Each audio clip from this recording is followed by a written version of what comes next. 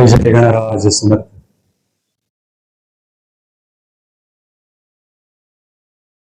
श्री स्वामी समर्थ महाराजांच्या अक्कलकोट मध्ये त्या पद्धतीने उभं राहून बोलण्याचं परम भाग्य मला मिळत आहे. आणि राजराय मठानेही हे आयोजन जे केलेलं आहे त्यामुळे मठाच्या सर्व पदाधिकाऱ्यांचे मी शतशः धन्यवाद व्यक्त करतो. स्वामी समर्थ महाराजांच्या संदर्भामध्ये 1996 पासून मी वेगवेगळ्या पद्धतीची माहिती जमा करणं सुरू केलं आणि 1998 साली आम्ही पहिला अंक श्री क्षेत्र अक्कलकोट महात्म्य हा प्रसारित केला, प्रकाशित केला. शूर सेनानी हे त्याचं टायटल होतं, अर्थात नाव होतं अंकाचं म्हणून. आणि अक्कलकोटमध्ये 3 दिवस येऊन जी आम्ही भटकंती केली, केवळ 3 दिवसामध्ये 150 पानाचं मटेरियल जमा झालं. ही भगवत कृपा आहे. यामध्ये मनुष्याने काही वेगळेपणाने केलं असं म्हणता येणार नाही. आणि सद्गुरूंची आज्ञा झाली. सद्गुरू गजानन महाराज कुंडशास्त्री यांनी आज्ञा केली की अक्कलकोट स्वामी महाराज हे एक विलक्षण स्वरूप असून त्यांच्यावर स्वतंत्ररित्या अभ्यासाची गरज आहे. आणि त्याद्वारे जे काही आम्ही प्रयत्न केले त्याचं फलित स्वरूपामध्ये आज 29 अंक स्वामी महाराजांचे झालेले आहेत. आणि 150-200 पानांचं ते मटेरियल असतं, त्यामध्ये साहित्य असतं. ते वर्षभर आम्ही फिरून जी माहिती जमा होते ती त्यामध्ये एकत्रित केलेली असते. स्वामी समर्थ महाराजांवर प्रसिद्ध असलेल्या मूळ काही ग्रंथांच्या पेक्षा वेगळी काय माहिती जमा करता येईल यावर आम्ही अधिक भर दिला. अक्कलकोटमध्ये मी अगदी सुरुवातीला आलो त्यावेळी अक्कलकोट कॉलेज जे आहे त्यांची अनेक प्रोफेसर मंडळी सहकार्य देणारी ठरली. परमेश्वर अरबाळे सर समोर बसलेले आहेत. आणि सुरुवातीची जी भटकंती झाली त्यामध्ये आम्ही कित्येक दिवस वाटेल तिथे, म्हणजे ज्या गोष्टींचे फक्त ग्रंथात उल्लेख असतात आणि ती ठिकाणं कुठेही कुणाला माहीत नाही त्या ठिकाणांचा शोध घेण्यासाठी आम्ही बरीच भटकंती केली. पंचक्रोशी असा जर विषय केला तर आपण अक्कलकोटचा विषय केला तर 15 किलोमीटरचा घेरा होतो. पण आम्ही पंचक्रोशी नाही, कमीत कमी 40-45 किलोमीटरच्या घेऱ्यामध्ये सातत्याने फिरत असू. आणि यातून मग अक्कलकोट हे पुस्तक आम्ही पहिल्यांदा केलं. मग भ्रमंती स्थळे नावाचं पुस्तक केलं, त्यामध्ये आम्ही 50-60 किलोमीटरचा विषय घेतला. लीलास्थाने केलं, पवित्र स्थळे म्हणून गेलं. अक्कलकोट मध्ये स्वामी महाराजांचे वाडे, वास्तू आणि विहिरी अशा पद्धतीचे एक पुस्तक केलं. स्वामी समर्थ महाराजांच्या कृपेने प्रचंड कार्य झाले. अर्थात तेच करते करविते आहेत. परंतु हे सगळं काम करत असताना एक महत्वाची गोष्ट म्हणजे आमच्या राजराय मठाचे दोडके सर हे सातत्याने आणखी काय वेगळं मिळेल, आणखी काय वेगळं आपल्याला शोधता येईल, स्वामी समर्थ महाराज कशा स्वरूपाचे आहे, स्वामी समर्थ महाराजांचं खरं कार्य काय आहे, अक्कलकोटमध्ये महाराज का आले, अक्कलकोटमध्ये आणखी वेगळेपणाने काय सांगता येईल, अशा अनेक प्रश्नांनी मला प्रवृत्त करत राहिले की ही नवनवीन माहिती सर्वांसमोर आली पाहिजे. आणि त्याप्रमाणे मी अनेक गोष्टींचा शोध घेण्याचा प्रयत्न केला. आज आपण जे विषय मांडणार आहोत त्यातले 3 भाग आहेत. त्यामध्ये स्वामी समर्थ महाराजांचं खरं स्वरूप काय हा पहिला विषय आहे. त्यानंतर स्वामी समर्थ महाराज अक्कलकोटमध्ये नेमके का आले, का आले असावे याचा एक आम्ही गोषवारा घेतलेला आहे, पडताळा घेतलेला आहे. आणि तिसरा जो सगळ्यात महत्वाचा विषय आहे, स्वामी समर्थ महाराज हे अक्कलकोटमध्ये येण्याच्या आधी ज्या भटकंतीची वर्णनं त्रोटक असतील ती जी सापडतात त्यामध्ये त्यांच्याबरोबर 2 महापुरुष एकत्र फिरत असत. आणि हा प्रसंग गोंडनागरला 1807 साली झाला. 1837 ला मंगळवेढ्याला स्वामी महाराज त्या 2 महापुरुषांसमवेत असताना दिसत आहेत. आणि बिदरला 1855 आणि 1857 या दोनापैकी एका वेळी स्वामी महाराजांबरोबर ते महापुरुष आलेले आहे. त्या महापुरुषांचा काही पत्ता नव्हता, तो अचानक उलगडून समोर आलेला आहे. तो आपण या माध्यमातून 3ऱ्या टप्प्यामध्ये स्पष्ट करणार.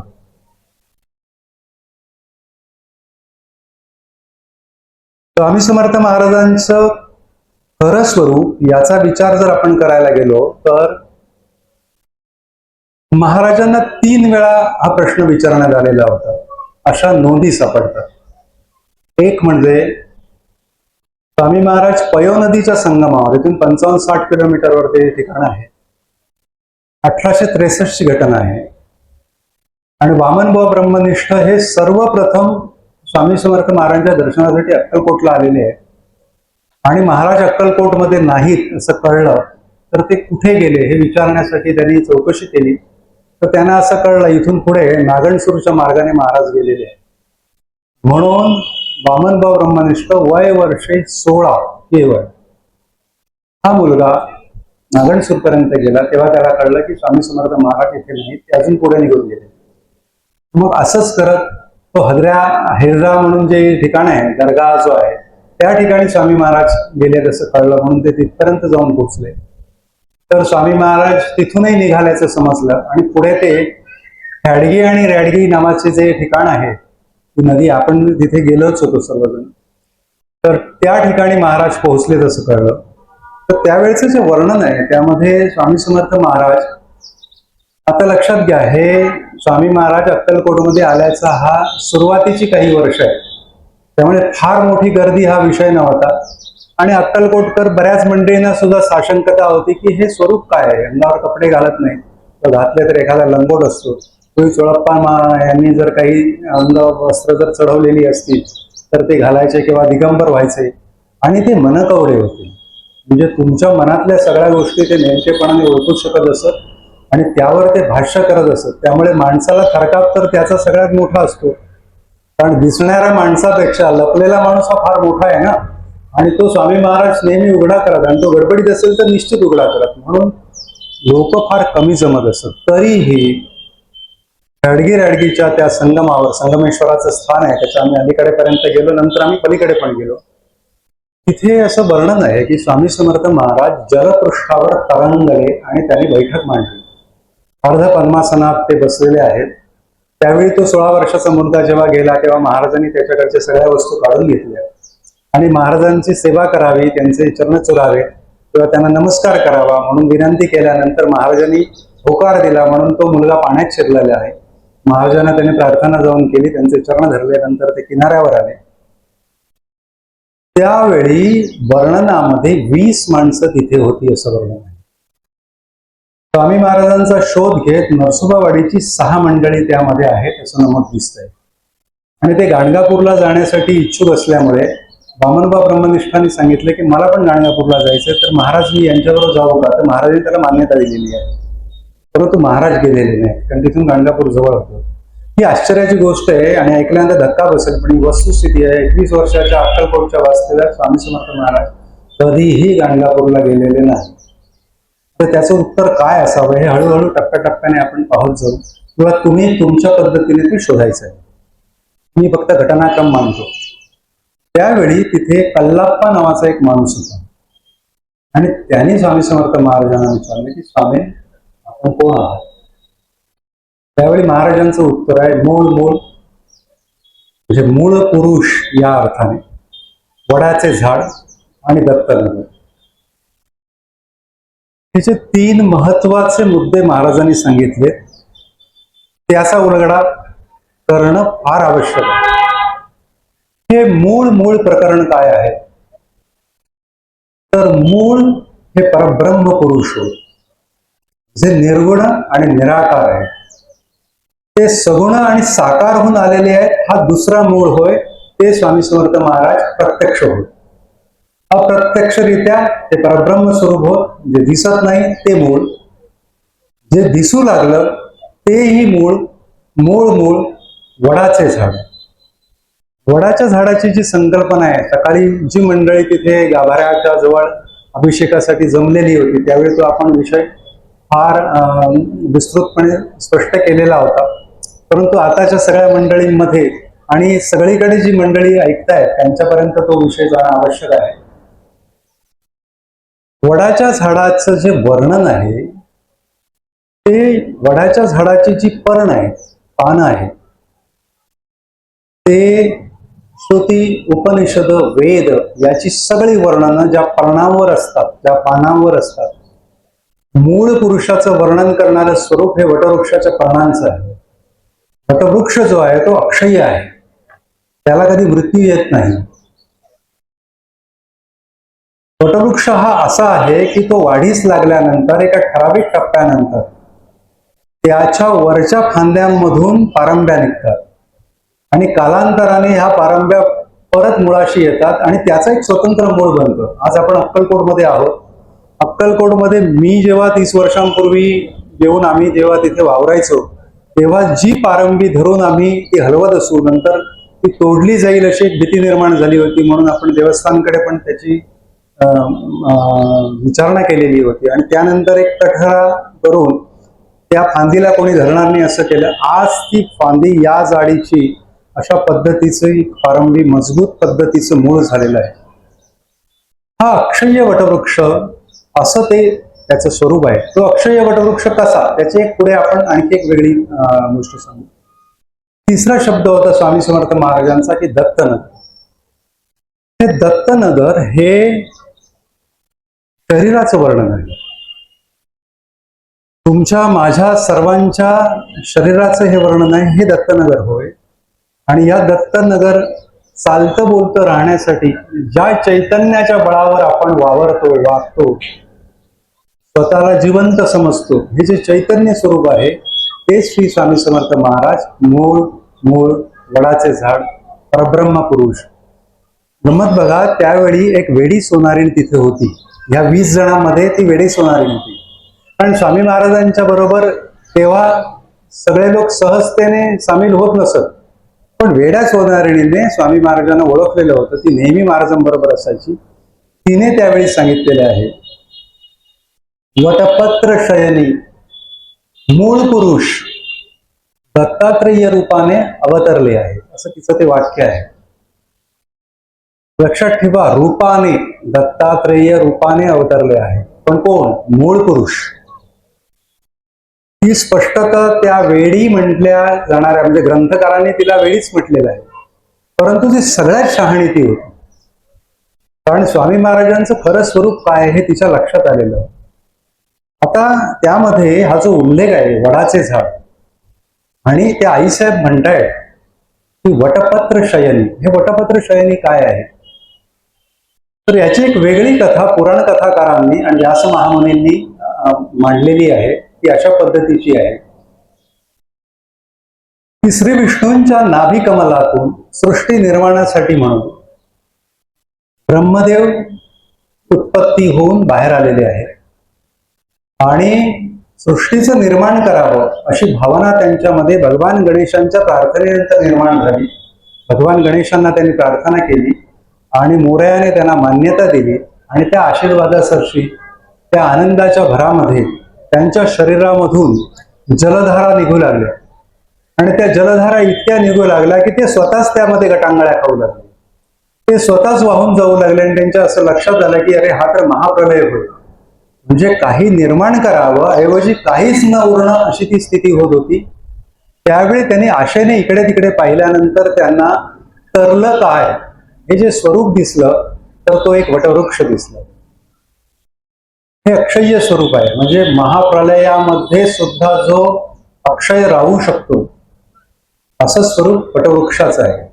आणि स्वामी समर्थ महाराजांनी आपल्या मुख्य वृक्षामध्ये, किंवा आज आपण बघा जसं दत्तात्रेय महाराजांचा विषय केला तर आपण औदुंबर म्हणतो, पण स्वामी समर्थ महाराजांचा विषय केला तर आपण वटवृक्ष म्हणतो. हे अक्षय स्वरूपाचा वटवृक्ष त्यांना तिथे दिसलं. तर आशेने आणि आश्चर्याने ते त्या वटवृक्षाकडे बघत असताना त्यांचं लक्ष गेलं की एका पानावर एक अंगुष्ठ मात्र स्वरूपामध्ये भगवान गणेश पहुडलेले आहे.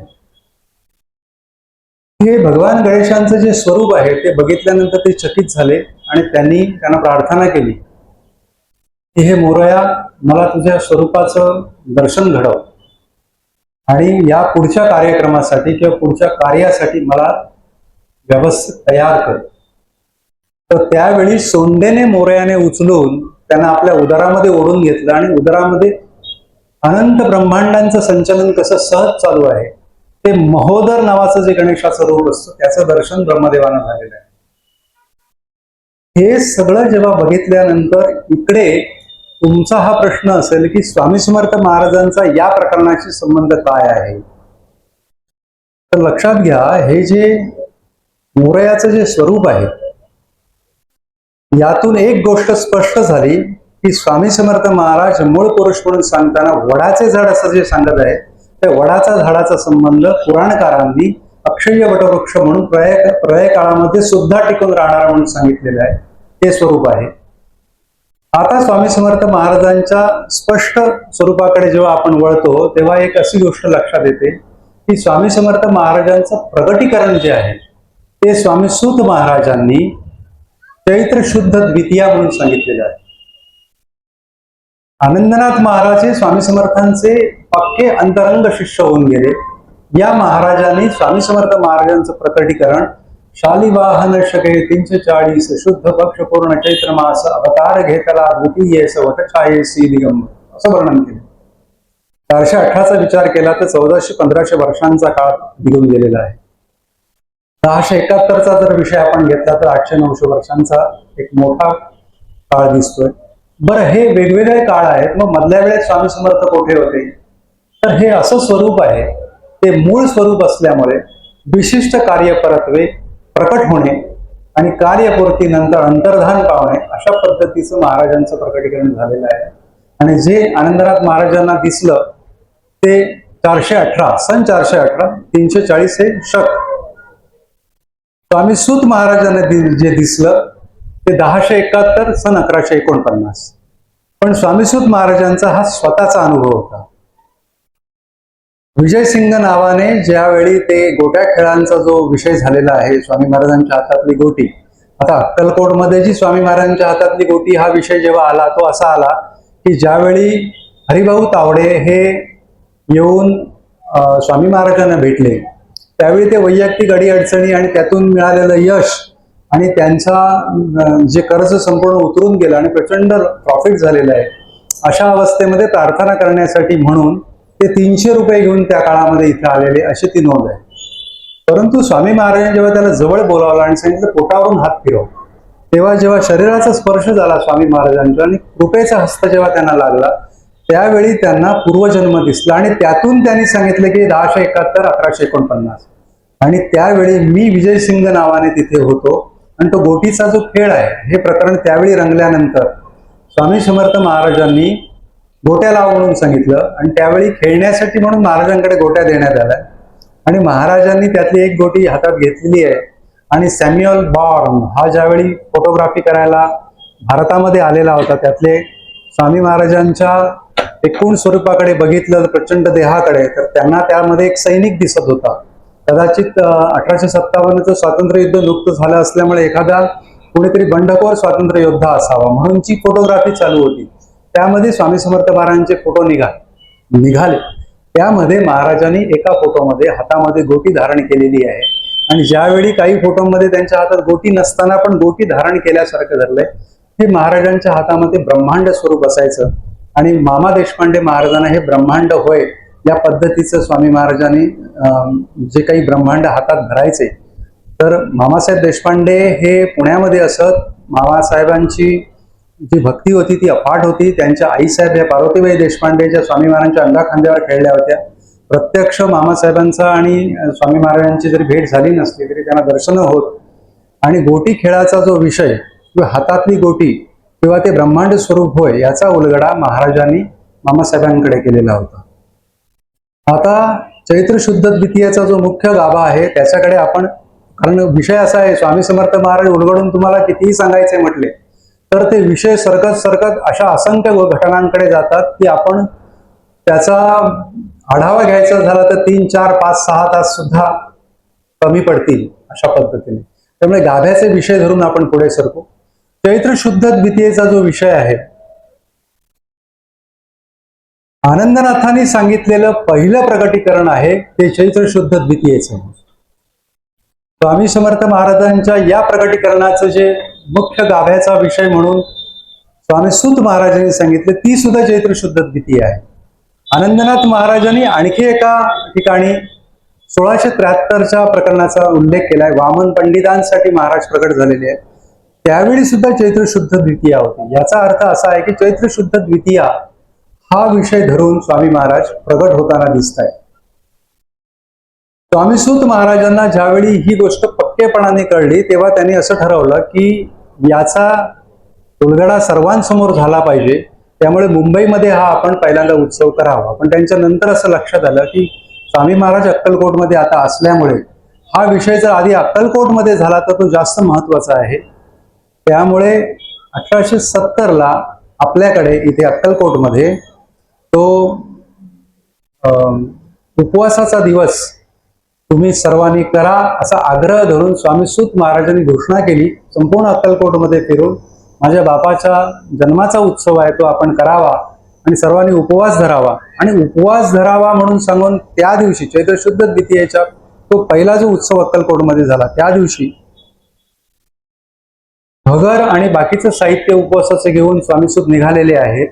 तेव्हा आपण इथून अक्कलकोटचा जो जुना राजवाडा आहे त्या जुन्या राजवाड्याकडून आपण पुढे गेलो की फत्तेसिंह चौक आहे, तिथून आपण उजवीकडे वटवृक्षाकडे वळतो. या ठिकाणी उजव्या बाजूला आता एक कॉम्प्लेक्स झालेलं आहे. त्याच्या उजव्या कोपऱ्यामध्ये शिवबाई देशमुखीण म्हणून त्यांचा वाडा होता आणि महाराज त्यावेळी त्या वाड्यामध्ये बसले होते. बरोबर भुजंगा सेवेकरी होतेच. भुजंगा सेवेकरांनी आणि शिवबाई देशमुखींनी हा प्रश्न विचारला की महाराज हे हरिभाऊ तावडे काय करीत आहेत. पण स्वामी सूत हे नाव त्यांना त्यावेळी एवढं प्रकर्षाने मिळालेलं नव्हतं. तेव्हा स्वामी समर्थ महाराजांनी सांगितलं, अरे हा माझ्या लग्नाचा उत्सव आहे. तर तेव्हा सर्वजण हसले आणि स्वाभाविक आहे की त्यावेळी ज्या स्वरूपाला सगळेजण दत्तात्रेयाचं स्वरूप समजत होते किंवा गाणगापूरशी ज्यांचा संबंध सांगितला जात होता अशा स्वरूपाकडे तुम्ही लग्नाचा उत्सव आहे हा विषय कसा येऊ शकतो. जिथे अखंड ब्रह्मचर्याचा विषय येतो तिथे लग्नाचा उत्सव असा कसा, म्हणून सगळी मंडळी फक्त हसली आणि त्या मुख्य गाभ्याकडे कोणाचं लक्ष गेला नाही की स्वामी समर्थ महाराजांच्या जर मुखातून हा विषय निघालेला असेल तर तो सत्यच असला पाहिजे. आणि मग ती घटना जर सगळे ग्रंथ आपण पडताळले तर गणेश संप्रदायाचं जे मुद्गल महापुराण आहे त्या मुद्गल महापुराणाच्या द्वितीय खंडामधल्या पहिल्या अध्यायामध्ये ही कथा आलेली आहे. ती चैत्र शुद्ध द्वितीयेचीच कथा आहे. त्या चैत्र शुद्ध द्वितीयेची कथा काय आहे तर भगवान गणेशांचं प्रकटीकरण चैत्र शुद्ध द्वितीयेचं. लक्षात घ्या, स्वामी समर्थ महाराज ज्या वेळी प्रगट झाले ती चैत्र शुद्ध द्वितीया होती.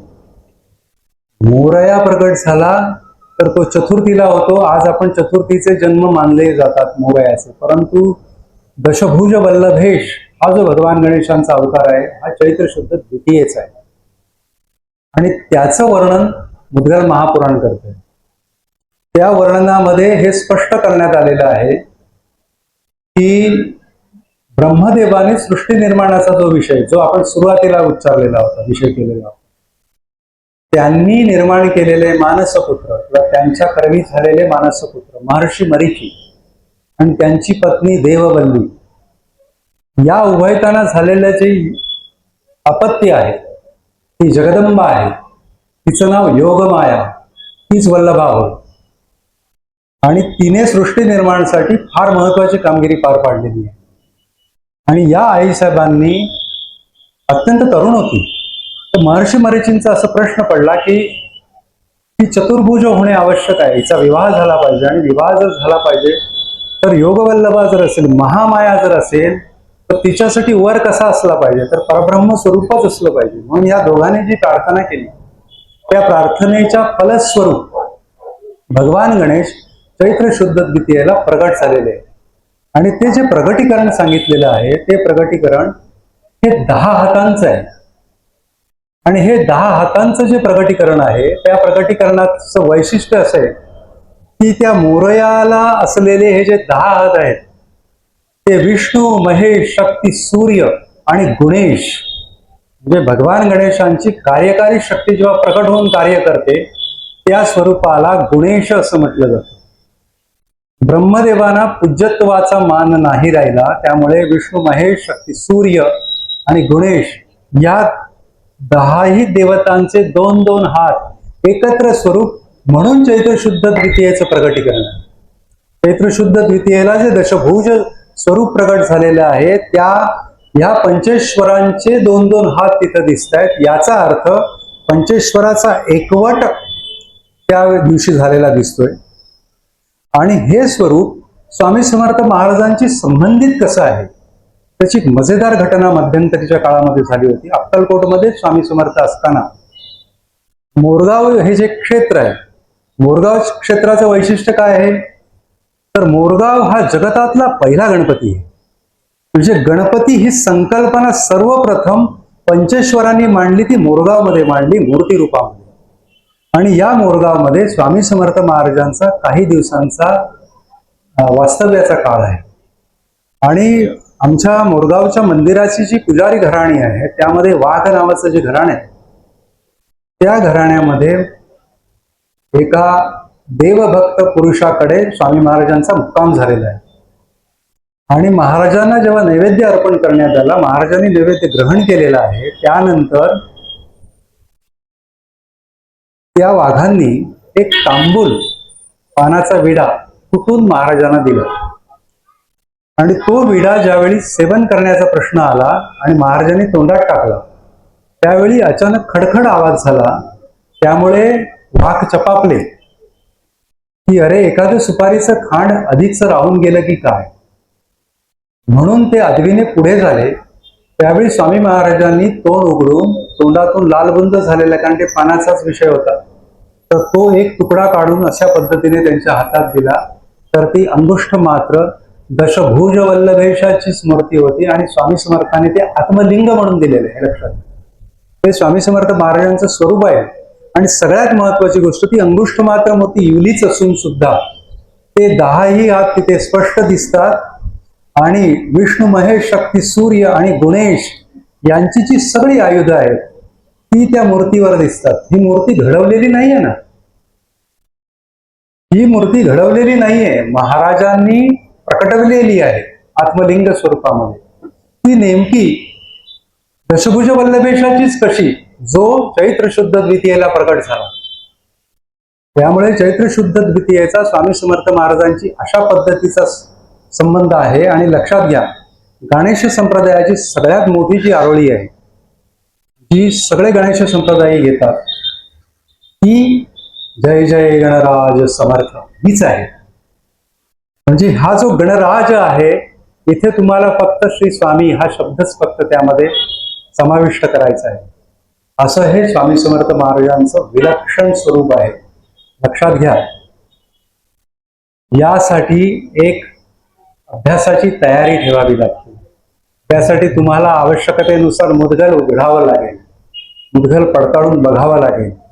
त्यासाठी मोरगावला जावं लागेल, वाघांना भेटावं लागेल, त्या दशभुज वल्लभेशाचं प्रत्यक्ष दर्शन घ्यावं लागेल. आणि मग ह्या सगळ्या गोष्टी उलगडून समोर येतात.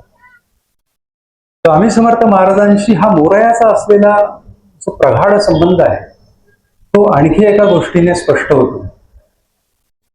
1857च्या बंडाच्या आधी एक फार मोठी जी तयारी झाली ब्रिटिशांच्या विरुद्ध, अर्थात तो 1857च्या स्वातंत्र्य समराचा पायाच होता.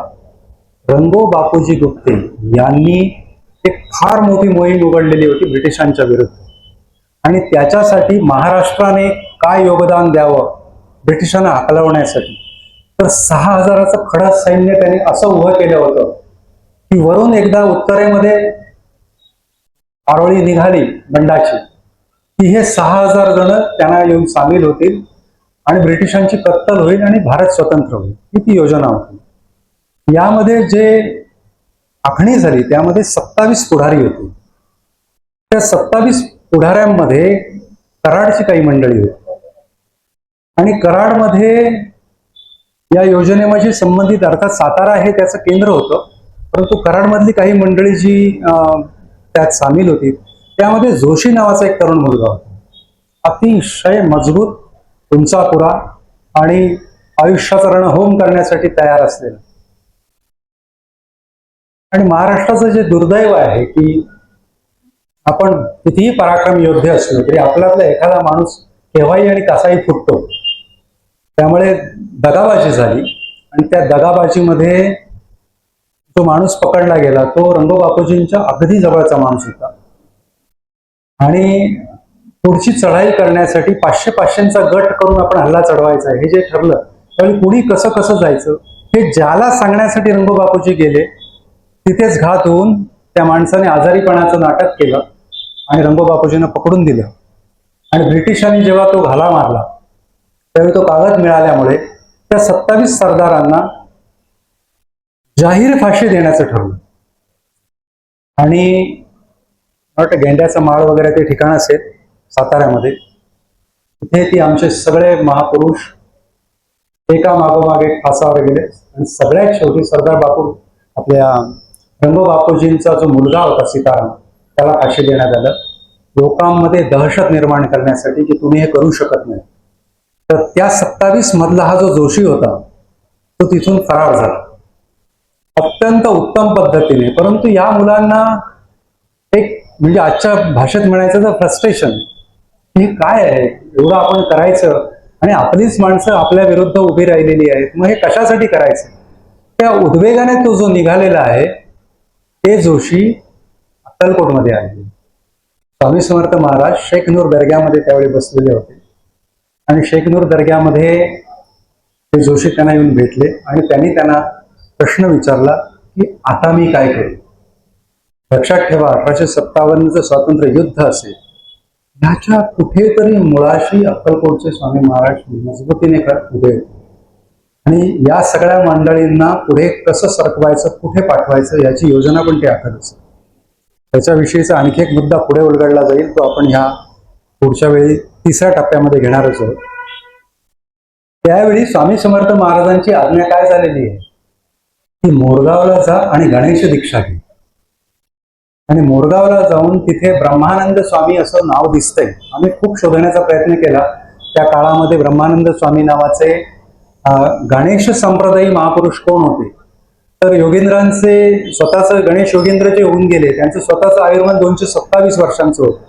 त्यामुळे त्यांना शिष्य असे अनेक निर्माण झाले आणि त्यांच्या कारकिर्दीत ते संपून पण गेले.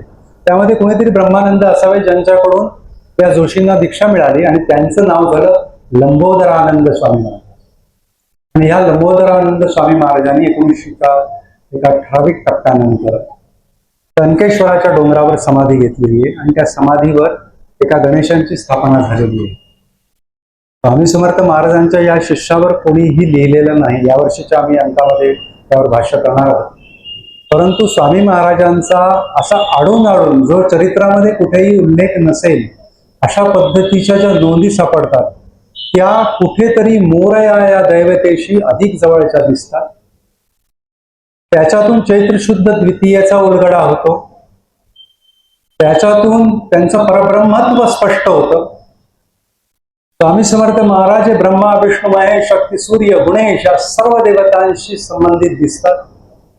त्यामुळे स्वामी समर्थ महाराजांच्या सेवेत आलेल्या कोणाही माणसाने कधीच भय हा शब्द आपल्या जवळ ठेवायचा नाही. अत्यंत निर्भय राहिलं पाहिजे, कारण ते अगदी नेमक्या उपासनेमध्ये येऊन बसलेले आहेत. तुमचं संरक्षण निश्चित आहे.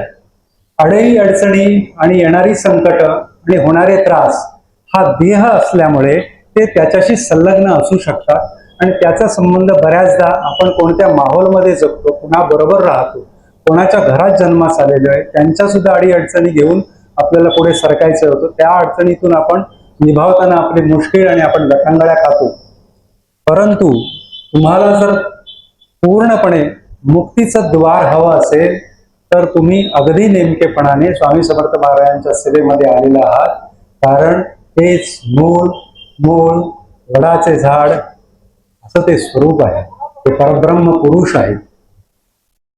मला वाटतं मी त्या 3 टप्प्यामध्ये आपल्याला जी मांडणी करायची आहे त्याचा हा पहिला टप्पा स्पष्ट करतो आणि दुसऱ्या एका महत्वाच्या मुद्द्याकडे वळतो. स्वामी समर्थ महाराज अक्कलकोटमध्येच का अवतरले किंवा का आले याच्या ज्या नोंदी आपण जर पाहण्याचा प्रयत्न केला, शोधायचा जर प्रयत्न केला तर ग्रंथकार काय देतात, काय सूचित करतात आणि त्या घटनांकडे, त्या गोष्टींकडे आपण कसं बघितलं पाहिजे. अक्कलकोट हे नाव स्वामी समर्थ महाराजांमुळे जगतामध्ये सर्वतोमुखी झालेलं आहे. परंतु अक्कलकोटचं वैभव हे पुरातत्व खातं असेल किंवा इतिहासकार असतील 8व्या शतकापासून ठामपणे सांगतात. तिथे असलेली चालुक्यांची राजवट, चालुक्यांचा पराभव करून राष्ट्रकूट पुन्हा सत्तेत आले, राष्ट्रकूटांचा परत पराभव करून चालुक्य पुन्हा सत्तेत आले, चालुक्यानंतर पुन्हा राष्ट्रकूटांची सत्ता आली. असे 300-350 वर्षाचा द्वंद्व आहे. 8व्या शतकापासून ते दिसतं. आणि आपण अक्कलकोट निवासी जर असाल तर तुम्हाला माहित असेल, अक्कलकोटच्या जुन्या राजवाड्यामध्ये आपण पहिल्या महादरवाजाकडून स्वामी महाराज ज्याला मेरा गण्या म्हणून ज्या गणेशाला स्पर्श करून आज जात असत, त्यातून पूर्वी सरळ वर चढण्याचा जिना होता, तो मधल्या काळामध्ये बंद करून डाव्या बाजूने पायऱ्या करून वरती चढण केलेली आहे. आपण वरती चढून जेव्हा मधल्या मोकळ्या मैदानामध्ये येतो तेव्हा उजव्या बाजूला अत्यंत दुर्लक्षित असं, परंतु इथलं राजघराणं खरं मूळचं कोण होतं हे स्पष्ट करणारं देवता तिथे स्थापित आहे. त्याला भूवराह असं म्हणतात. वराहाने ही पृथ्वीचं तारण करण्याच्या दृष्टीने म्हणून आपल्या पुढच्या भागावर अशी पृथ्वी घेतलेली आहे. आणि दशावतारामध्ये भूवराह म्हणून जो अवतार महाविष्णूंचा सांगितलं जातो ते स्वरूप आपण राजवाड्यामध्ये पाहू शकतो. आणि हेच स्वरूप स्वामी समर्थ महाराजांचं आहे. तर तो जो भूवराह आहे, ही भूमिका भगवंताने तेव्हा तरी पुराण काळात केलेली आहे. परंतु आजच्या काळामध्ये याच प्रकारच्या भगवंताच्या कार्याची जेव्हा अपेक्षा निर्माण झाली आणि संपूर्ण भारतभूमीमध्ये तो ब्रिटिशांचं राज्य असेल, त्याच्या आधी मुसलमानांची अंगानी असेल, त्यामध्ये जो कल्लोळ झाला विचित्र पद्धतीचा आणि धर्माचं पतन झालं, त्यावेळी धर्माचं संरक्षण करण्यासाठी पृथ्वीची प्रार्थना आहे. आनंदनाथ महाराजांच्या ज्या सगळ्या रचना दिसतात त्या रचनेमध्ये पृथ्वी, त्याला त्यांनी धरा म्हटलंय, काही वेळा वसुंधरा म्हटलेला आहे, पृथ्वी माता म्हटलेला आहे. श्री गुरु धाव लवकरी, संकट पडले भारी, होसी दासाचा कैवारी, भवभय निवारी, असं ती जगदंबा समोर आर्ततेने सांगते की भगवंता मला वाचव. या पृथ्वीवर काय अनन्वित अत्याचार चाललेले आहेत ते वाचवण्यासाठी जर स्वामी समर्थ महाराज आलेले असतील तर आधीच बसलेला भूवराह तिथे 8व्या शतकापासून जो आहे ते स्वामी समर्थ महाराज प्रत्यक्ष देह धारण करून इथे आलेले आहेत हे स्पष्ट होतं. दुसरी महत्वाची गोष्ट, अक्कलकोट मध्ये अष्टविनायक आहेत. अष्टविनायक ही संकल्पना मानवी मनाशी 8 विकारांशी संबंधित आहे. आणि त्या 8 विकारांचं निर्दालन करायचं असेल, तो काम, मोद, मोह, मद, मत्सर, अहंकार सगळ्या गोष्टी असतील, तर आपल्या शरीरामध्येच एक अष्टविनायक सुद्धा आहे. ही मूळ विनायकांची मुद्गलाने सांगितलेली संकल्पना आहे. ते अष्टविनायक आपल्यामध्येच असतात आणि आपल्यामध्ये असलेल्या विकारांवर ते मात करतात. ते अष्टविनायक अक्कलकोटमध्ये असणं हे वैभवशाली आहे. ते कशा पद्धतीत आहेत, अक्कलकोट नावाचं जे आपण एक पुस्तक केलेलं आहे, अक्कलकोटवर सगळ्यात पहिलं पुस्तक, त्यामध्ये ते अष्टविनायक कसे आहेत, कुठे आहेत याच्या नोंदी दिलेल्या आहेत. रामदासांचा विषय निघाल्यानंतर मारुतीरायाचा विषय असतो. तर जितके मारुतीराया जसे रामदासांच्या नावाने तसे 11 मारुती महत्वपूर्ण असे जे स्वामी समर्थांशी संबंधित आहेत आणि ते अक्कलकोटमध्ये आहेत. नवनाथांमध्ये सगळ्यात प्रभावी अशा स्वरूपाचे जे नाथ आहेत ते ह्या मत्स्येंद्र किंवा गोरक्ष, जालंधर या सगळ्या मंडळींमध्ये एक वेगळे आहेत की ज्यांचा नवनाथ असून सुद्धा त्यांच्या मंत्रामध्ये उल्लेख नाही. गोरक्ष, जालंधर, चरपटाश, डवंग, कानिक, मच्छिंद्र राजा, चौरंगी, रेवणक, भरतरी संज्ञा, भूम्या, प्रभुर नवनाथ सिद्धा, ह्याच्यामध्ये नागनाथांचा उल्लेख नाही. कारण नागनाथांनी मत्स्येंद्रांचा पराभव केल्याची कथा सांगितली जाते, म्हणून त्यांना त्या मंत्रामध्ये समाविष्ट जरी केलेलं नसलं तरी नागनाथ हे अत्यंत प्रभावी अशा प्रकारचे नाथ असून त्यांचं इतरत्र कुठेही सहजी न सापडणारं मंदिर अक्कलकोटमध्ये खोबरे गल्लीमध्ये ते मंदिर आहे. परशुरामांच्या भ्रमंती काळामध्ये परशुराम हे भगवत स्वरूप अक्कलकोटमध्ये येऊन गेल्याच्या नोंदी सापडतात. गुरु मंदिराच्या परिसरामध्ये त्याचे काही पुरावे नंतरच्या काळामध्ये गजानन महाराजांनी समोर आणले, सर्वांना त्याची कल्पना आहे. त्यापेक्षा आणखी एक महत्वाची गोष्ट आहे, अक्कलकोट हे एक असं केंद्र आहे की इथून 65 किलोमीटर शाक्त पंथाची अत्यंत तेजस्वी अशी जगदंबा माय भवानी तुळजा बसलेली आहे. या इथे आपण 100 किलोमीटर पुढे गेलो तर वैष्णव संप्रदायाचं जे मुख्य पीठ आहे पांडुरंग तिथे बसलेले आहेत. या इथे आपण 80-85 किलोमीटरच्या पुढे गेलो तर गाणगापूरला दत्तात्रेय महाराज बसलेले आहेत, दत्त संप्रदायाचे स्थान आहे. इकडे आपण 39 किलोमीटरवर गेलो तर सिद्धेश्वर महाराज 11व्या-12व्या शतकामध्ये तिथे बसले. वैशिष्ट्य बघा, लिंगायत समाजाचं प्राबल्य आणि त्यांचा वर्चस्व त्या देवतेवर जरी असला तरी प्रत्यक्षामध्ये सिद्धेश्वर जेव्हा कार्यरत होते तेव्हा त्यांनी स्थापन केलेले सोलापूरच्या 8 दिशांना 8 मोरया आहेत. म्हणजे शेवटी कुठेतरी हे सनातनी परंपरेशी संबंधित असलेले एक महत्वपूर्ण स्थान सोलापूरमध्ये आहे.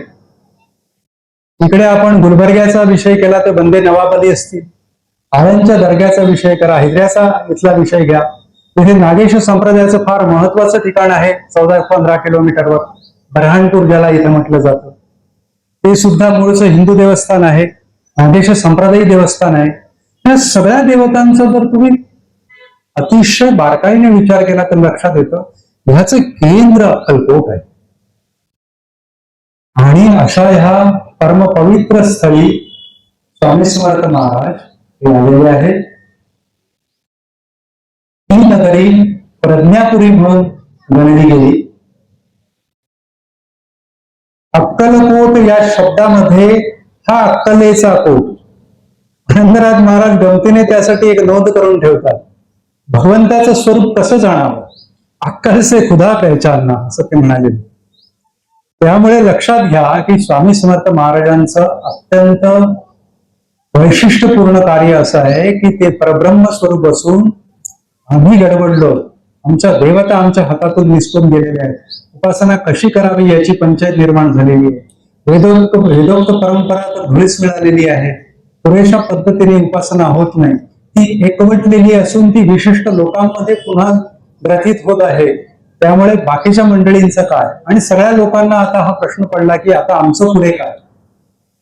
ज्यावेळी आमचं पुढे काय हा प्रश्न प्रत्येकाच्या मनामध्ये उपासनेच्या मार्गाने निर्माण होतो त्यावेळी या भगवंताची तर ग्वाही आहे. स्वामी समर्थ महाराजांनी जेव्हा देह ठेवला 1857 ते 1878 त्या 21 वर्षाच्या कारकिर्दीनंतर चैत्र वद्य त्रयोदशी सकाळी होती, दुपारी 1:30-2च्या दरम्यान चतुर्दशी सुरू झालेली आहे आणि 4:30ला जो महाराजांनी देह ठेवला त्यावेळी पहिल्यांदा देह ठेवल्यानंतर नाडी परीक्षक आले आणि त्यांनी जेव्हा सांगितलं की महाराज शांत झालेले आहे आणि आकांत उडाला आणि रडारड सुरू झाली आणि लोक डोकं फोडून घेऊ लागले, गडबड करू लागले.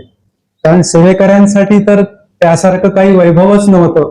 200 सेवेकरी स्वामी महाराजांच्या त्या सामर्थ्याला धरून आपलं जीवन व्यतीत करत होते. आता आमचं काय हा जो प्रश्न सामान्यतः घरातला मूळ पुरुष गेल्यानंतर कशी गडबड होते, अर्थात स्वामी महाराज जगाचे मूळ पुरुष गेल्यानंतर आमचं काय हा विषय झाल्यानंतर अचानक स्वामी समर्थ महाराजांनी डोळे उघडले आणि अनन्य आश्चर्य.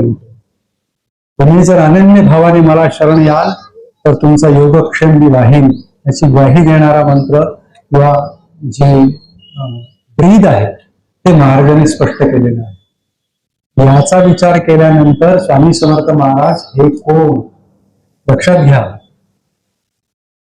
हा जो विषय आपण मांडत आहोत तो थोडासा अवघड यासाठी होतो कारण लोकांनी एखादी बखर वाचलेली असते किंवा चरित्र सारामृताचं एखादं पारायण केलेलं असतं आणि त्यामध्ये सातत्याने फक्त लीलावर्णन झालेली असतात. महाराजांकडे गेलेली एक बाई रडत होती, महाराजांनी नारळ दिला आणि त्याला मुलगा झाला आणि असं माझ्याही बद्दल व्हावं असं प्रत्येकाला वाटत असतं, एवढेच स्वामी महाराज माहीत आहे. ऐवजी स्वामी समर्थ महाराज गुरुलीलामृताच्या अंगाने तुम्ही वाचा, श्रीपाद भूषण ग्रंथाच्या स्वरूपाने जर वाचा, तर तुम्हाला वेगळे स्वामी महाराज खुणावू लागतात. किंवा भागवतांचं जे चरित्र आहे त्याच्यातून एक वेगळे स्वामी समर्थ दिसतात. ही सगळी चरित्र जेव्हा आम्ही पाहत गेलो तेव्हा आमच्या असं लक्षात आलं की माहीत असलेल्या स्वामी समर्थांचं स्वरूप हे 1% असून 99% स्वामी महाराज अजून कुणास कळलेलेच नाही. तर त्याचा शोध घेत घेत घेत घेत एक एक मुद्दा आम्ही उपस्थित करून त्याचे जे संदर्भ आम्ही शोधून सर्वांसमोर आणतोय, ते चटकन तुमचं आकलन होऊ शकत नाही कदाचित. त्यासाठी तुम्हाला सतत वाचनाची गोडी निर्माण करावी लागेल, सतत ग्रंथ समजून घ्यावे लागतील.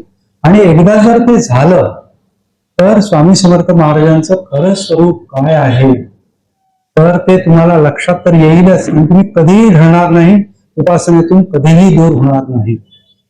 त्यामुळे हे लक्षात घ्या, अक्कलकोटमध्ये स्वामी महाराज 21 वर्ष वावरत असताना हे ज्या सर्व देवतांच्या संबंधामध्ये आपलं कार्य दाखवत आहेत, इथे आलेल्या प्रत्येक माणसांच्या बरोबर बोलत असताना त्यांनी जी वचनं स्पष्ट केलेली आहे त्या सगळ्या वचनांचा विचार केला तर हे स्पष्ट होतं की स्वामी समर्थ महाराज अक्कल से खुदा पहचानना या भूमिकेतून अक्कलकोटमध्ये स्थिरावले. ते परब्रह्म स्वरूप होतं. शाक्त पंथ, वैष्णव संप्रदाय, दत्त संप्रदाय, लिंगायतांचे सगळे पंथ या सर्वांचा एकवट म्हणून मध्यबिंदू बनवून स्वामी समर्थ महाराज सर्वावर नियंत्रण ठेवून आहे. आणि हे जर तुमच्या लक्षात आलं तर तुमचं निश्चित कल्याण आहे की स्वामी समर्थ हा दुसरा टप्पा आपण पूर्ण करतो. आता तिसऱ्या टप्प्याकडे येऊ. स्वामी समर्थ महाराजांच्या समवेत 2 महापुरुष कीर्तनाच्या काही नोंदी सापडतात. 1807च्या बोलनागरच्या यज्ञामध्ये तो जो महायज्ञ झाला त्याला महासोमया, चिदंबर दीक्षित स्वामी महाराजांनी तो महास्वामीजींनी तो केलेला होता.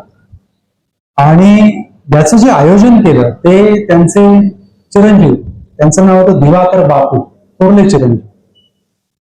आणि चिदंबर दीक्षित स्वामी महाराजांचे मानसपुत्र सरदार बापू गोखले, पेशव्यांचे सरसेनापती, त्या दोघांचं त्याच्यावर नियंत्रण होतं. जलदैन्य झालेलं होतं, अवर्षण चालू होती. तर हे सगळं दुःख दूर करण्यासाठी भगवान काय करावं असं म्हणून ही दोन्ही मंडळी म्हणजे दिवाकर बापू आणि सरदार बापू गोखले हे स्वामी महाराजांकडे म्हणजे महास्वामीजींकडे गेल्यानंतर महास्वामीजींनी सांगितलेलं आहे की महासोमयाग वर्षानुवर्ष दशकानुदश शतकानुशतक उत्तमरित्या झालेला नाही. तो जर झाला तर सर्व अवर्षण दूर होईल. ती जी योजना झाली ती गोमनागर म्हणून ठिकाण आहे, बेळगाव पासून एक 70-80 किलोमीटरचा विषय असेल, बोरगोड पासून एक 30-35 किलोमीटरचा विषय आहे. मी त्या ठिकाणी जाऊन आलेलो आहे म्हणून सांगू शकतो. 2,54,000 मंडळी त्यावेळी पहिल्या दिवशी यज्ञाला उपस्थित होती. आणि हा यज्ञ करणारा, त्यासाठी लागणारं सगळं धन उभं करणारा जो एक मोठा महापुरुष तिकडे होता तो म्हणजे सरदार बापू गोखले. आता सरदार बापू गोखले हे नेमके कोण आहेत आणि पुढे त्यांच्यामध्ये कसकसे बदल होत गेलेले आहेत त्यातून तुम्हाला स्वामी समर्थ महाराजांच्या बरोबर असणाऱ्या महापुरुषांची नंतर कल्पना घेणार आहे. मी एकदा इंदुसुदाईला आईसाहेबांच्या दर्शनासाठी गेलो होतो. तिथून मुकुंदराजांच्या समाधीवर गेलो. त्या समोर नृसिंह तीर्थ आहे, जिथे दासोपंतांची पासोडीवाले दासोपंत जे आहेत त्यांना दत्त स्वरूप समजलं जातं, या महाराजांची जिथे समाधी आहे त्या समाधीचं आम्ही दर्शन घेत होतो.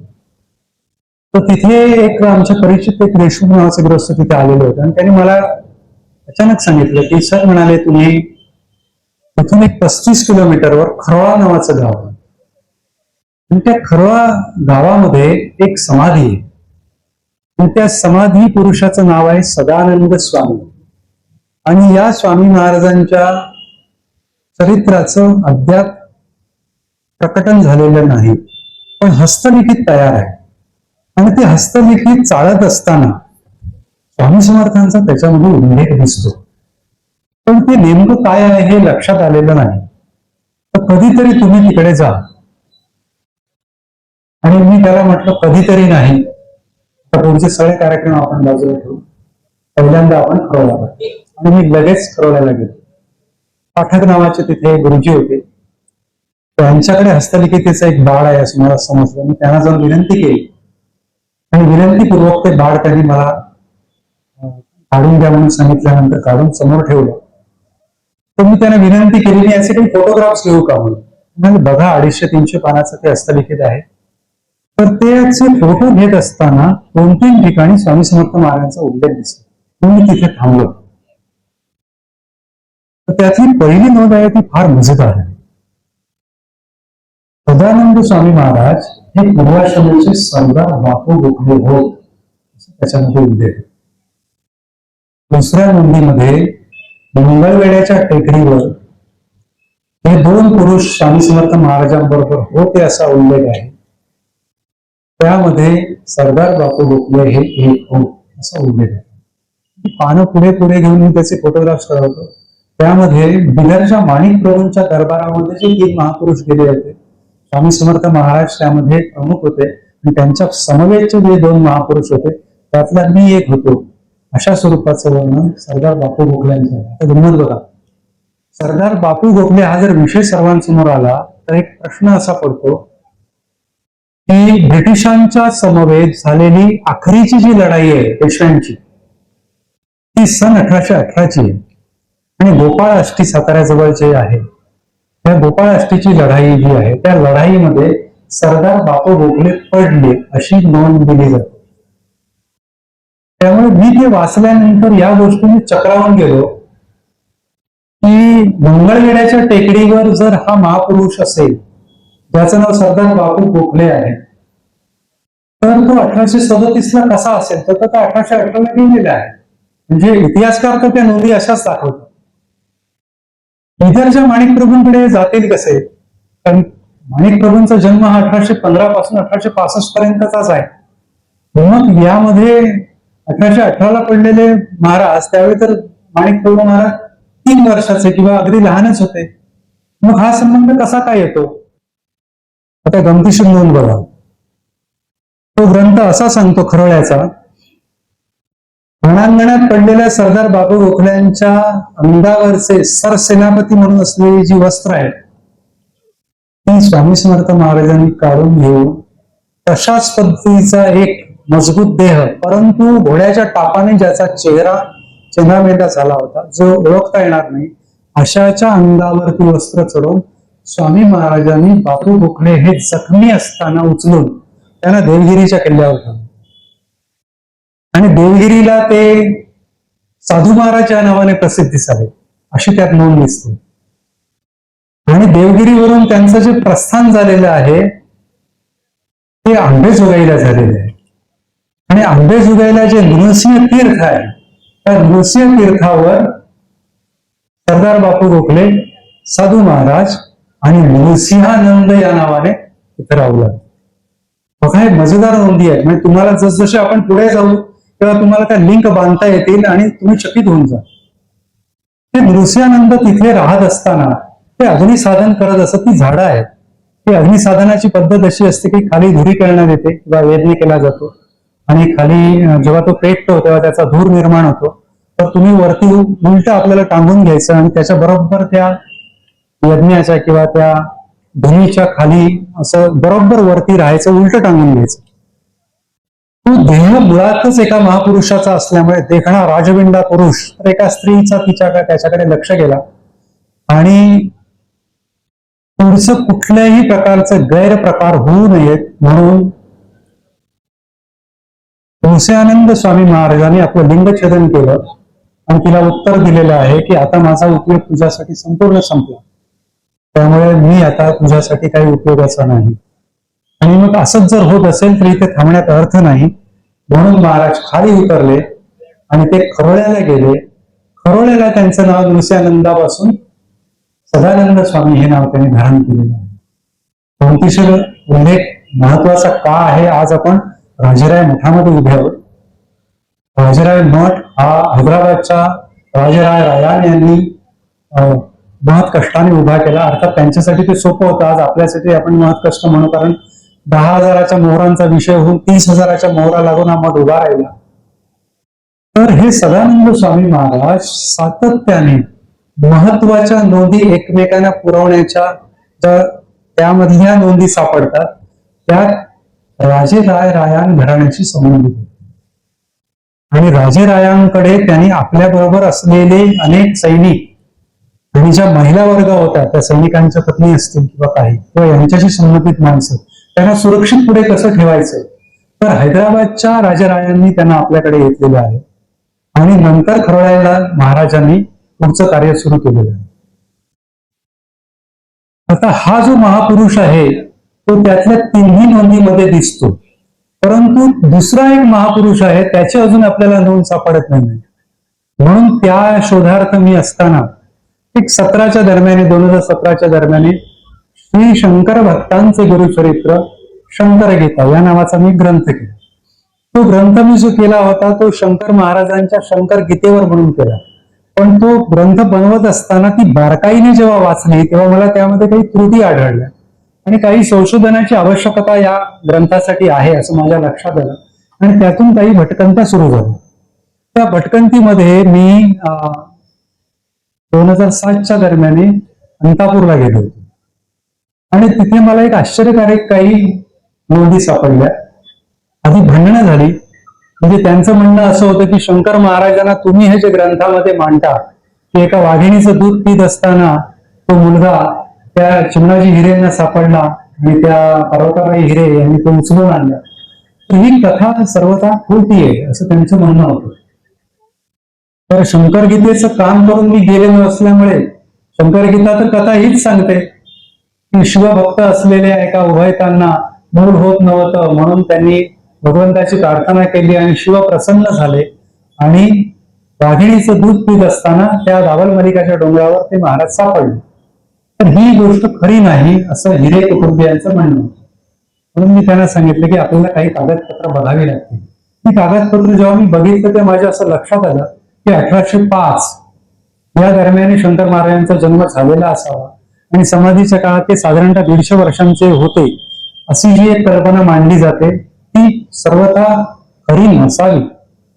परंतु ठाम निष्कर्षाप्रत येण्यासाठी आणखी काही कागदपत्रांची गरज असल्यामुळे मी थांबून राहिलो त्या अभ्यासासाठी.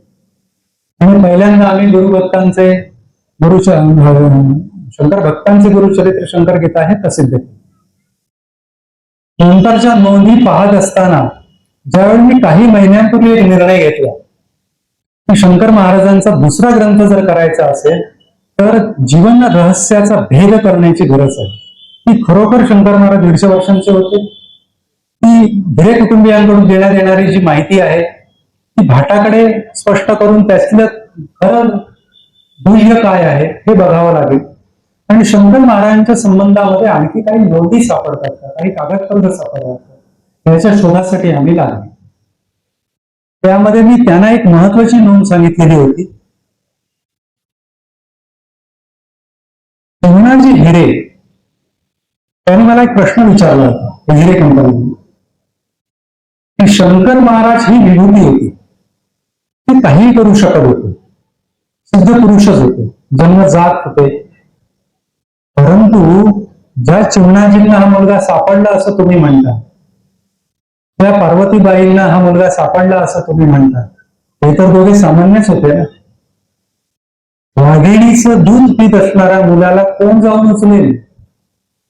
आणि तो सुद्धा दावल मलिकाच्या डोंगरावर 1.5-2 तास वरती चढून जायचं आणि थकला भागलेला जीव असताना वाघिणीकडचं मोर कोण उचलून आणेल? आणि ते सुद्धा अष्टावक्र, वाकडं तिकडं, पांगळं, ज्याला नीट चालता येऊ शकत नाही, जो नीट बोलू शकत नाही, अशा मुलाला स्वीकारून हे तुम्हाला पडतं का, असा हिरेंचा प्रश्न होता.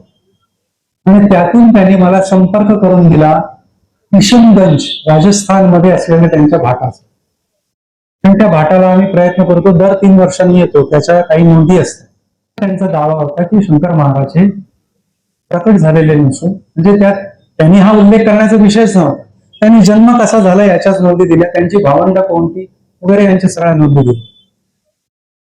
मग आता प्रश्न काय पडतो लक्षात घ्या मी त्यांना हिरेंना असं सुचवलं की आपल्याला शंकर महाराजांच्या शाळेतल्या नोंदी शाळेत दिलेच नसतील, तेव्हा झालेला नव्हता, घरातून परागंदा झालेले आहे, त्यामुळे चांगल्या काही नोंदी मिळणार नाही. तर तुम्ही एक काम करा, चिमणाजी इथेच गेलेले आहेत, तर चिमणाजींच्या मृत्यूचा दाखला मिळतो का बघा, त्यातून त्यांचं वय स्पष्ट होईल.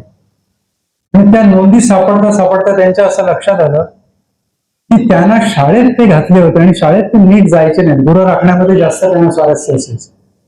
तर त्याचा दाखला आम्ही शोधायला सुरुवात केली आणि अंतःप्रेरणा असेल आणि शंकर बाबांचा जो कार्याचं स्वरूप आहे त्याचा बारकाईने जेव्हा अभ्यास केला तेव्हा माझी एक जजमेंट होती की मी हिरेंना असं सांगितलं की शंकर महाराजांचा जन्म हा अधिकाधिक मागे 1947ला जो त्यांनी डेरा ठेवला तो अधिकाधिक मागे आपण 1898-99 पर्यंत जाऊ शकतो. तुम्ही या संदर्भातली कागदपत्र शोधायला सुरुवात केली. तो म्हणाले ठीक आहे, आपण त्या पद्धतीने बघू. आम्हाला पहिला मिळाला दाखला तो चिमणाजी हिरे शाळेत जात असताना पहिलीमध्ये त्यांना घालण्यात आलं. वय वर्ष 14. 1882 साली ते शाळेमध्ये पहिल्यांदा गेले आणि शाळेत जात नाही म्हणून शाळेने काढून टाकले. याचा सरकारी दाखला व्यवस्थित त्याचा प्रिंट आपल्याला मिळाला. म्हटलं घरांकडे नीट तुम्ही कागदपत्र आणि सगळ्या गोष्टी बघा. अंतापूरचा जो शोध आहे तो नीट कोणाला लागत नव्हता. त्याचं कारण असं आहे की अंतापूरला शंकर महाराजांचा जन्म झाल्यानंतर हे संपूर्ण कुटुंब जवळ 30-35 किलोमीटरच्या अक्कलकुव्यामध्ये जाऊन स्थलांतरित झाले, तिथे जाऊन बसलेलं. तिथे त्यांचा मोठा कारोबार होता, एक गिरणी होती आणि ती व्यवस्थित चालू होती. त्या काळामध्ये त्यांच्याकडे वाहन होतं, त्यामुळे ते फार श्रीमंत पद्धतीचं घराणं झालेलं होतं. त्यामुळे त्यांचा अंतापूरशी संबंध सुटला आणि आमचे सगळे अभ्यासक अंतापूरचा जन्म म्हणून अंतापूरमध्ये गेले असतील तर त्यांना महाराजांची काहीच माहिती मिळाली नाही, कारण त्यांच्या घराण्यातली कोणी माणसं सापडली नाहीत त्यांना व्यवस्थित पद्धतीने. आणि जी सापडली ती चुलत होती आणि त्यांना सगळ्या नोंदी व्यवस्थित सांगता येत नव्हत्या. अक्कलकुव्यामध्ये असलेले जे प्रकरण आहे ते अक्कलकुव्यामध्ये स्थलांतरित झालेले आहे आणि अंतापूरमध्ये त्यांची काही गोष्ट जरी नव्हत्या तरी एक गोष्ट लक्षात आली की 1882चा शाळेचा दाखला, याच्यातून एक गोष्ट ही स्पष्ट झाली की ज्या व्यक्तीचं आयुष्य किंवा वय 1882 साली केवळ 14 वर्षाचा आहे आणि हा मुलगा या चिमणाजीने सापडला, हे सगळे ग्रंथ सांगतात. याचा अर्थ विवाह पश्चात मूल होत नाही ही प्रक्रिया केव्हाची असली पाहिजे. 1882ला तर तो 14 वर्षाचा होता. एक त्यावेळी आपण असं विषय लक्षात घेऊ की लहानपणीच लग्न होत असं 14, 15, 16 वर्ष लग्न झालं असेल तरी लग्न करताना मुलींमध्ये अंतर असायचं आणि 7-8 वर्षाचा फरक असला तरी लग्न जरी झालं तरी मुलींना नांदण्यासाठी ती तरुण होईपर्यंत पाठवलं जात नसे. याचा जर विषय घेतला तर आपण 1898च्या दरम्यान पोहोचू शकतो. तुम्ही त्याकडे जरा प्राधान्याने पहा असं मी त्यांना सांगितलं. आता या नोंदी पाहता पाहता त्यांची कुंडली सापडली आणि त्याचे तुकडे तुकडे पडलेले होते, पण ती जुळवून व्यवस्थित दूळ लग्नाची कुंडली आहे महाराजांची. 1898चा त्यांचा जन्म आहे. ती जरी नोंद महत्वाची कुंडलीचा विषय असल्यामुळे आपण तो विषय स्पष्ट करूया. 21 नोव्हेंबर 1898 सकाळी 6 वाजता महाराजांचा जन्म झालेला आहे. दूळ लग्न आहे. पराक्रमामध्ये राहू आहे. 9व्या स्थानामध्ये केतू आहे. त्यामुळे धार्मिक क्षेत्रावर फिरण्याचं जे त्यांचं स्वरूप होतं ते लक्षात येतं. कुंभरास आहे महाराजांची. दशमामध्ये नीचेचा मंगळ आहे. द्वितीय स्थानामध्ये बुध, शुक्र, हर्षद, रवी, शनी अशी स्थिती आहे आणि मस्तकी गुरु महाराज आहे. हे कळल्यानंतर आम्ही आणखी आनंदित झालो. परंतु प्रकाशित करत असताना आता एक नवीन पेच आम्हाला पडला की शंकर महाराजांचं जर हे स्वरूप सापडलं तर शंकर महाराज आधीच्या काळामध्ये पेशव्यांशी संबंध सांगतात, जुन्या गोष्टी सांगतात. ह्या कुठल्या आहेत तर त्या त्यांच्या पूर्वजन्माशी संबंधित असतात. मग तो पूर्वजन्म कोणता असावा, तर त्यामध्ये लक्षात आलं की कुंवर स्वामी महाराज हा शंकर महाराजांचा पूर्वावतार आहे आणि त्याचे काही नोंदी सापडतात. त्याची मी काही चरित्र मिळवली आणि त्यात मला काही आश्चर्यकारक नोंदी मिळत गेल्या. म्हणून आम्ही 4 महिन्यांपूर्वी वाघोडला पोहोचलो आणि तिथल्या आम्ही नोंदी काढायला सुरुवात केली. त्यामध्ये 1877 साली कुंवर स्वामी महाराजांवर प्रसिद्ध झालेलं 5 अध्यायांचं एक चरित्र मिळालेलं आहे आणि त्याच्यामध्ये एक आश्चर्यकारक नोंद सापडली आणि मी परत चक्रावून गेलो. त्यामध्ये एक मजेदार नोंद अशी आहे की स्वामी समर्थ महाराज हे गुंडागरच्या यज्ञामध्ये तूप वाढवायला होते आणि तूप वाढायला मुख्य मान त्यांचा होता. त्यावेळी मी तिथे होतो. कुंवर स्वामी महाराज म्हणतो, बरं हे आज कन्फर्मेशन खात्री कशी होते, तर तिथेच एक दुसरी नोंद सापडते की त्या यज्ञाच्या वेळी एक अजब आणि अघटित घटना घडलेली आहे की एक तरुण मुलगा आमटीचे हौद तयार केलेले होते, कारण हजारो लाखो लोक तेव्हा जेवायला होती. त्याच्यामध्ये आमटी काढत असताना चटका लागला आणि त्याचा तोल गेला आणि तो आमटीच्या हौदात पडला. वांग शिजेल अशा पद्धतीत म्हणता म्हणता फुलला. त्याला खेचून बाहेर काढलं आणि यज्ञामध्ये फार मोठं अरिष्ट आलेलं आहे, आता आपल्याला काय करायचं असा जेव्हा प्रश्न तिथे निर्माण झाला, त्यावेळी स्वामी समर्थ महाराजांनी त्या मुलाला जिवंत केलेलं आहे आणि महाराजांकडे जाऊन त्यांना सांगण्यात आलं की असा असा मुलगा यज्ञाच्या त्या साठी म्हणून जे महाप्रसाद बनत होता त्यात पडला. महाप्रसादासाठी मंडळी जमलेली आहे आणि अशा वेळी जर एखादा मृत्यू आणि तोही आमटीच्या हौदात जर झाला, त्यात वर्णन आहे ती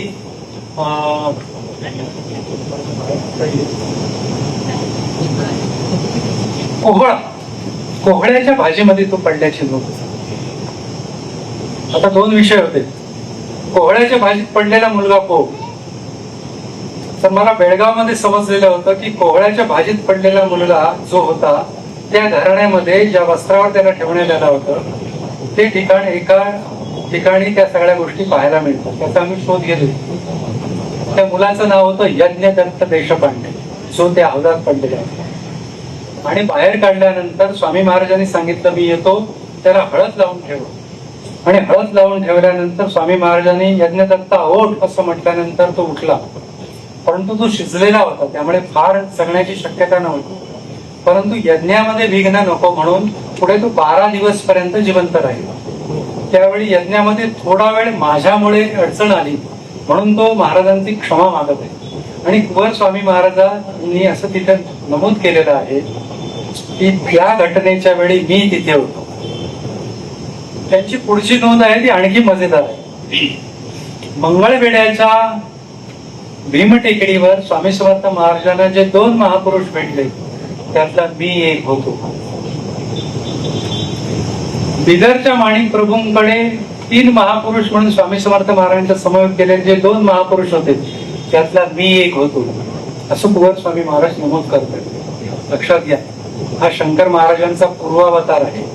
त्यामुळे शंकर महाराजांचं स्वामी समर्थांची जे एकत्व, शिष्यत्व आणि मालक असं शंकर महाराज जे ठासून सांगतात ते का, ते कुंवर स्वामी महाराजांच्या या स्वरूपाकडे बघितल्यानंतर लक्षात येतं. आता त्यातली सगळ्यात महत्वाची गोष्ट, ह्या तिघांना आपण कसे एकत्र आणू, मला हा प्रश्न पडला. स्वामी समर्थ महाराजांनी चैत्रवद्य त्रयोदशी युक्त चतुर्दशीला अक्कलकोट मध्ये वडाखाली ज्यावेळी देह ठेवला त्यावेळी कुंवर स्वामी महाराजांचे डोळे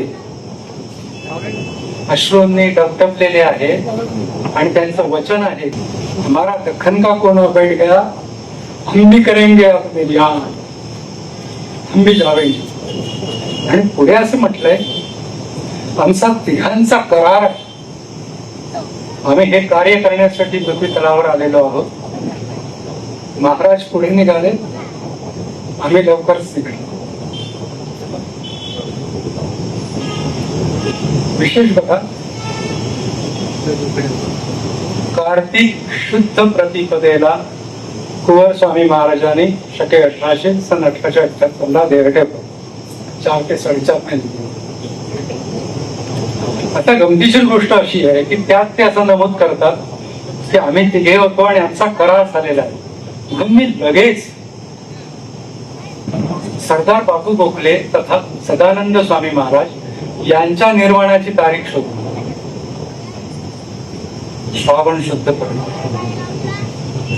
लक्षात घ्या, स्वामी समर्थ महाराजांनी चैत्रामध्ये देह ठेवलाय. 4 महिन्यांनी सदानंद स्वामी महाराजांनी देह ठेवला आणि पुढे 2 महिन्यांनी कार्तिक मध्ये कुंवर स्वामी महाराजांनी देह ठेवलाय. आणि लक्षात घ्या, 1878 ला ही घटना घडली आणि बरोबर 20 वर्षांनी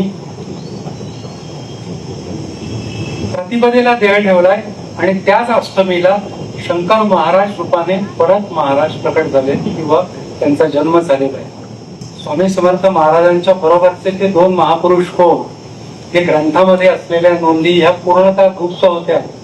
पण जेव्हा उलगडण्याची प्रार्थना भगवंताला केली, स्वामी समर्थ महाराजांना आपण केली, त्यानंतर महाराजांनी असे हे प्रसंग उलगडून ते 2 महापुरुष म्हणजे कुंवर स्वामी महाराज वाघो आणि सदानंद स्वामी महाराज खरोळ हे ते 2 महापुरुष होत.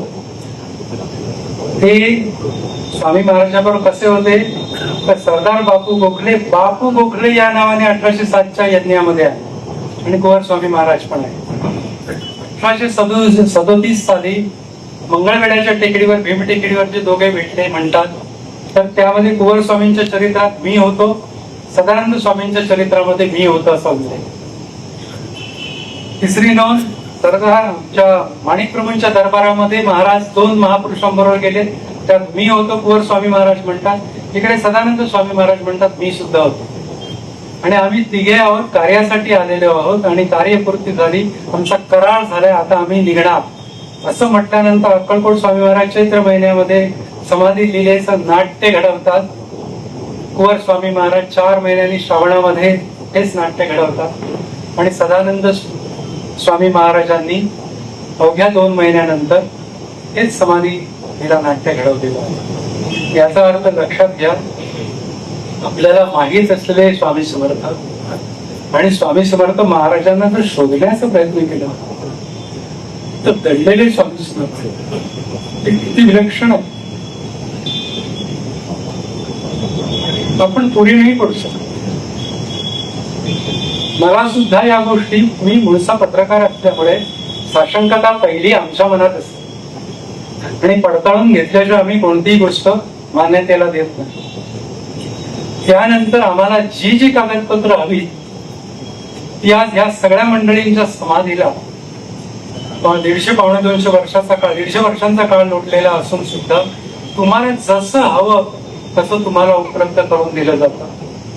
त्यामुळे आजच्या या व्याख्यानामध्ये स्वामी समर्थ महाराजांचं खरं स्वरूप काय आहे हे तुम्हाला भले मी 3 टप्प्यामध्ये 3 वेगवेगळे विषय मांडले असतील.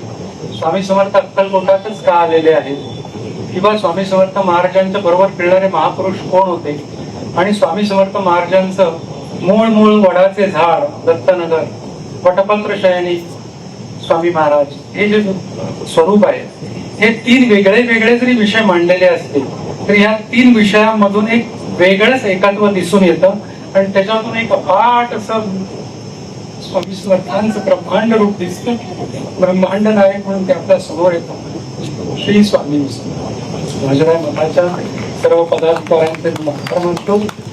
वेगळ्या पद्धतीने त्यांनी स्वामी महाराज मांडण्याची आम्हाला संधी उपलब्ध करून दिली. क्षत्रशाह श्री स्वामी जो ग्रंथ आज प्रकाशित झालेला आहे त्याचं दर्शन आपण इथे